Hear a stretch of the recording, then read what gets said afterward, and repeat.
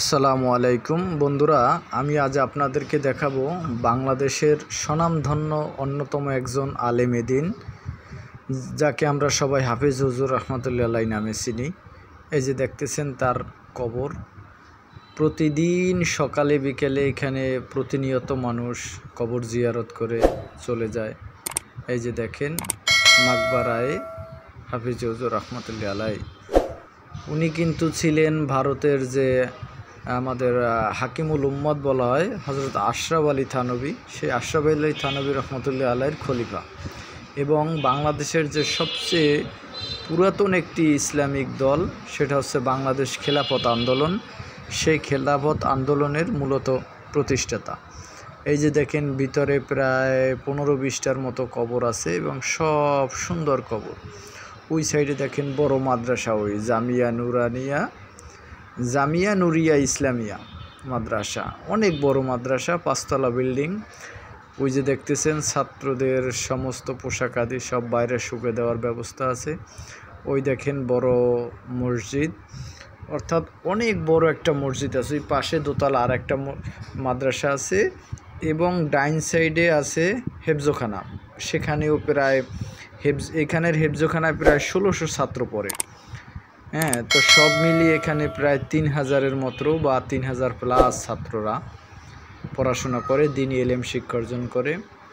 এই যে দেখতেছেন তার মৃত্যু হচ্ছে 1987 সালে, অর্থাৎ আজ থেকে প্রায় 35 বছর আগের একজন লোক, সে এখনও বাংলাদেশের মানুষের মুখে মুখে। আমিও ছোটোকাল থেকে তার অনেক কথা শুনেছি, কিন্তু কোনো দিন তার কবর জিয়ারত করার সৌভাগ্য হয়নি।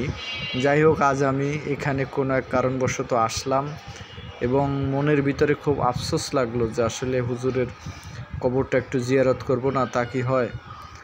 তখন হুজুরের কবরটা জিয়ারত করলাম এবং চিন্তা করলাম যে মানুষদেরকে একটু দেখাই, তারা দেখুক। এটা হচ্ছে কামরাঙ্গীর চর, ঢাকা কামরাঙ্গীর চরে এসে আপনি যে রিক্সাওয়ালাকে বলবেন যে আমি হুজুরের মাদ্রাসায় যাব, বড় হুজুরের মাদ্রাসায় যাব বা জামিয়া নুরিয়া মাদ্রাসায় যাব, গেলেই সোজা গেট দিয়ে ঢুকে হাতের বাম সাইডেই এই মাকবারায়ে হাফেজ হুজুর রহমতুল্লাহ আলাইহি।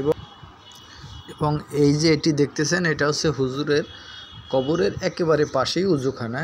ওই যে দেখতেছেন মাদ্রাসার শুক্রবার দিন তো সকালবেলা দুটো বাচ্চা পানি নিয়ে খেলা করতেছে, এরা হচ্ছে নুরানি বিভাগের বা হেফজ বিভাগের ছাত্র।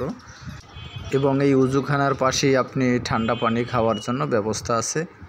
তো এই যে দেখতেছেন অনেক বিশাল মসজিদ, আপনাদেরকে আমি প্রথম যে দেখাইছিলাম যে নির্মাণাধীন চলতেছে, অনেক বড় মসজিদ, ঠিক এই কিন্তু পিছনের অংশ, এবং ওই মসজিদের পিছনের অংশই এবং সামনে কিন্তু প্রধান যে মূল ফটক ওইটা অংশ।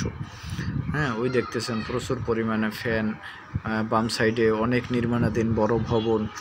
এবং এই মসজিদের পিছন না অবশ্য সামনের সাইডেই এইখানে কিন্তু আবার রয়েছে লিল্লা বোর্ডিং। সেহেতু কেউ যদি কামরাঙ্গীর চর আসেন তাহলে অবশ্যই হুজুরের কবর জিয়ারত করবেন এবং ওই মাদ্রাসাটি একটু পরিদর্শন করে যাবেন। অবশ্যই ভালো একটা মাদ্রাসা এবং দ্বীনি মার্কাজ।